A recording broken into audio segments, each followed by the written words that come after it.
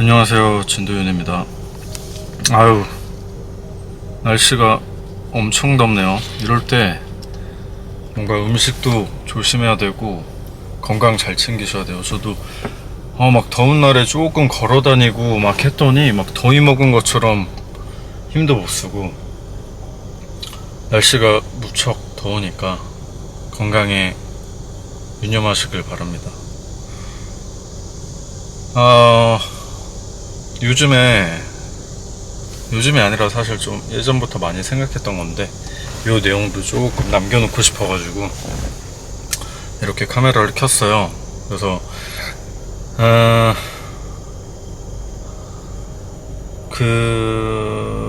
뭐랄까요,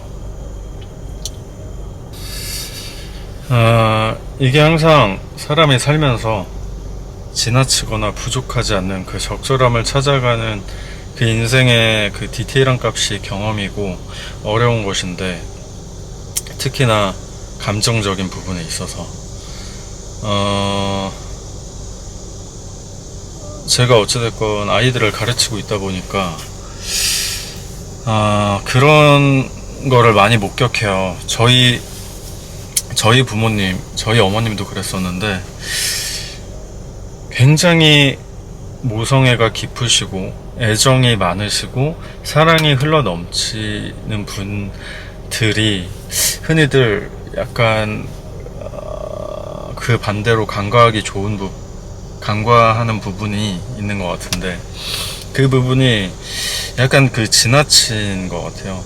흔히들 그 부모는 아이의 우산이 되어준다 라고 얘기를 해서 어떠한 그 보호하는 것들, 그리고 사랑해주는 것들, 그리고 그러한 우산이 막 여러가지 바람이나 폭풍 후에 상처 입고 찢어질지언정 아이를 보호해주는 그러한 사랑, 물론 아름다운 건데, 근데 현실 값에서는 또 다시 생각을 해봐야 될 것 같아요. 아이가 다치지 않기 위해, 혹은 내가 사랑하는 사람이 다치지 않기 위해 내가 모든 거를 씌워주고 덮어주고 막아준다면 그게 항상 옳을 것인가. 근데 현실에서 저 또한 그랬고, 대부분의 사람이 또 본능적인 부분이 있어서 그렇게 잘하면 누군가한테 의존적일 수밖에 없거든요. 내가 비를 맞고 체험하고 비를 사랑할 수도 있는 사람인데, 모든 게 원천 봉쇄되고 또 우산이라는 하나에 놓지 못하는 거에 평생 의존하면서 살아가야 되고, 근데 어떤 거에 의존하면서 산다라는 게 정말 괴로운 일이거든요. 본인이 자유가 있는데도 계속 마음속에 감옥을 만든다라든가, 의존하지 못하면 불안해한다든가, 그거야말로 자유가 없는 거기 때문에 좀 그런 측면이 있는데, 저도 그래서 어렸을 때부터 좀 그런 걸 많이 느꼈던 것 같아요. 뭔가 군대 갔을 때라든가 어떠한 부모의 울타리, 부모가 보호해주는 우산에서 벗어났을 때 나의 무기력감, 내가 정말 아무것도 할 줄 아는 게 없네, 이런 사소한 거 하나도 내가 해결을 못한다고, 그러면서 또 자신을 자책하게 되고 실망하게 되고. 근데 여전히 그거는 어떤 모성의 지나친 모성이라고 할까요? 좀 조심스러운 표현인데, 하여간 그러한 애정이나 사랑에 닿아 있는 거기 때문에 부모님에 따라서 좀 결정되는 경우가 많은 것 같아요.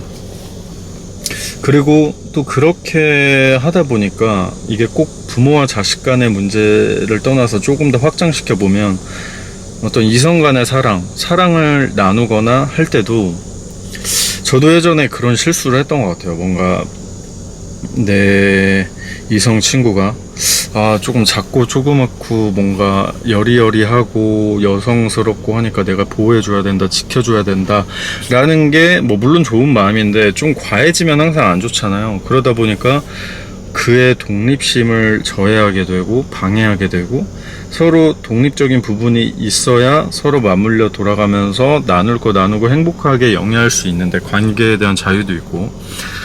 근데 얽히고 설키게 되더라고요. 그때부터 문제가 발생하더라고요. 내가 엄청나게 막 집착도 하게 되고 보호를 막 하다 보니까 일거수일투족을 막 제가 나서서 해결해 주려고 하고 이러다 보니까 그 친구는 저한테 또 의존하게 되고, 근데 의존하는 만큼 또 자유롭고 싶어 하고, 그리고 저 또한 관여하는 만큼 내 뜻대로 이렇게 움직여 주길 바라고. 사실 근데 그런 건 말이 안 되거든요. 그냥 있는 그대로를 서로 존중하고, 그게 너무나 내 선에서 안 맞으면은 서로의 갈 길을 가게 되는 건데, 그거를 억지로 얽히고 설키다 보니까 오히려 더 서로를 괴롭히는 형국이 된다. 그래서 어떠한 부모와 자식 간의 관계도 자식이 혼자서 할 수 있는 틈을 주는 것도 되게 중요한 것 같아요. 그게 그 자식의 또 성장이랑 관련이 되다 보니까. 그래서 한 사람이 성장하기 위해선 비도 맞아보고 눈도 맞아보고, 그리고 심지어는 내가 비를 싫어하더라도 상대는 비를 좋아할 수 있고, 내가 눈을 싫어하도 상대는 눈을 좋아할 수 있는 것처럼, 그러니까 내 딴에서 모든 거를 다 원천봉쇄하고 보호해준다라는 것 자체가 어떻게 보면 이기적인 마음이랑 또 연결이 되는 거죠. 그 상대는 나와 다른 사람이고 다른 존재인데, 그의 존재가 빛이 나야 되고, 그의 존재가 직접 걸어야 되는 게 삶이고, 그게 자유고, 그게 재미고, 그게 게임인 건데, 어떠한 사랑이라는 그 미명 아래에 너무 많은 거를 해주게 되는 게 아닌가. 근데 그거는 이제 사랑이 아니라 지나침이 되니까 어떠한 집착이라든가 또 다른 감정을 낳겠죠. 그럼 서로 피곤해지고.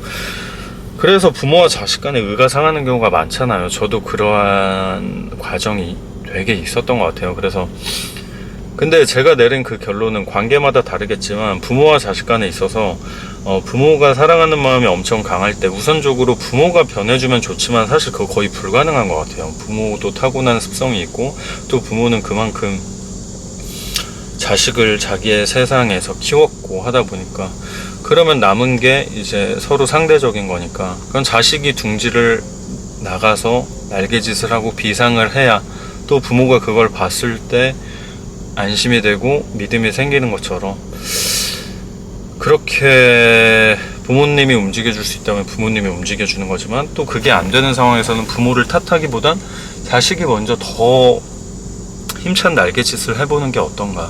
그리고 연인 관계에서도 뭐 내 남자친구가 내 여자친구가 나를 너무 독립적으로 안 두고 너무 많은 걸 간섭해.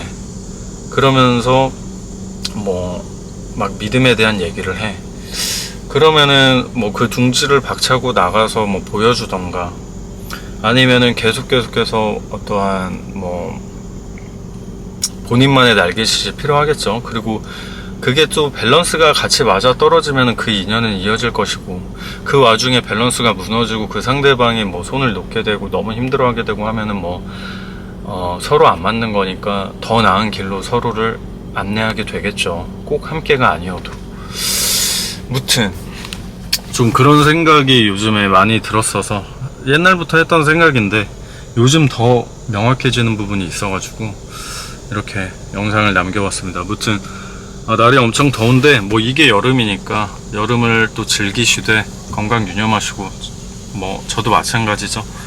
그래서 오늘 주어진 하루, 오늘 매 순간에 감사하면서 오늘 누릴 수 있는 감각, 신체, 몸, 정신, 모든 걸 누렸으면 좋겠습니다. 항상 어둠보다는 어떠한 빛을 바라보며 살 수 있었으면 좋겠어요. 네, 다시 만나요. 바이.